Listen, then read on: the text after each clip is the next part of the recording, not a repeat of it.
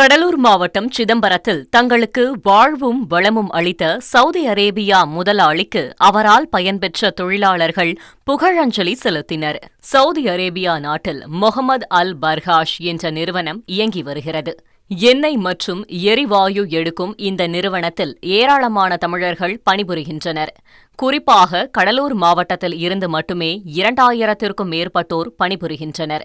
இந்த நிறுவனத்தின் தலைவர் முகமது பர்காஷின் 4ஆம் ஆண்டு நினைவு நாளில் அவருக்கு புகழஞ்சலி செலுத்தப்பட்டதுடன் பல்வேறு நலத்திட்ட உதவிகளும் வழங்கப்பட்டன. இதனை தலைமை ஏற்று நடத்திய முகமது அல் பர்காஷ் நிறுவனத்தின் பொது மேலாளரான ஏஎஸ் சபாநாயகம் இந்த நிகழ்வை குடும்ப விழாவாகவே நடத்தினார். இதில் முகமது அல் பர்காஷ் நிறுவனத்தால் பயன்பெற்ற தொழிலாளர்கள் மற்றும் அவர்களது குடும்பத்தினர் கலந்து கொண்டனர். நான் சவுதி அரேபியாவில் முகமது அல் பர்காஷ் என்ற கம்பெனியின் பொது மேலாளராக உள்ளேன்.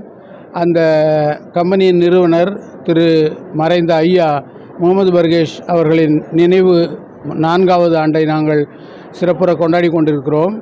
அவர் ஒரு மாசற்ற மனிதர், மாபெரும் மனிதர். அவர் எங்களுக்கெல்லாம் வாழ்க்கையை தந்தவர், வளத்தையும் தந்தவர்.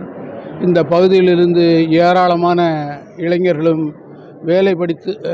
படித்து முடித்துவிட்டு வேலை இல்லாத பலருக்கும் வாய்ப்பு கொடுத்ததன் வாயிலாக மிகப்பெரிய பொருளாதார மாற்றங்களை நிகழ்த்திய பெருமனிதர். வீராணம் ஏரிக்கரையின் அருகில் அமைந்துள்ள நத்தமலை என்ற கிராமத்தில் ஏறத்தாழ ஒவ்வொரு வீட்டிலிருந்தும் ஒருவர் எங்கள் கம்பெனியில் பணிபுரிவார்கள்.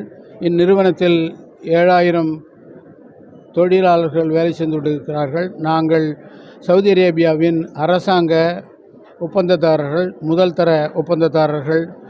ஆயில் அண்ட் கேஸ் என்று கூறப்படும் எண்ணெய் எடுக்கும் கிணறுகளில் அந்த எண்ணெயையும் அல்லது எரிவாயுவையும் உலகிற்கு விற்க உற்பத்தி செய்து தரும் வேலையை தான் எங்கள் நிறுவனம் செய்து கொண்டிருக்கிறது.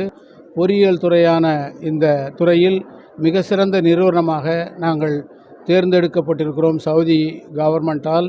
அதற்கு முக்கிய காரணம் இந்த தமிழ்நாட்டிலிருந்தும் பல நாட்டிலிருந்தும் பாடுபட்டு உழைக்கும் தொழிலாளர்களே முக்கிய காரணம். அவர்கள் எல்லோரும் நல்ல முறையில் இருக்க வேண்டும் என்பதற்காக தான் எங்கள் முதலாளி முழு அதிகாரத்தையும் என்னோடு கொடுத்தார்.